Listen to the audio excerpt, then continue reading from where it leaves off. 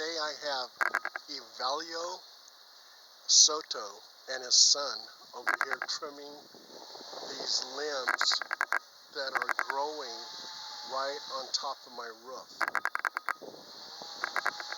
And you can hear them in the backyard trimming those limbs.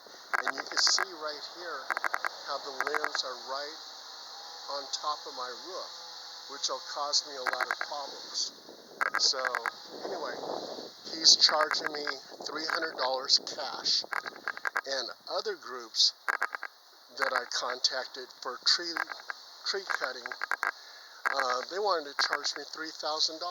So anyway, Evelio is right on the money, 300 bucks, and I'm getting it done.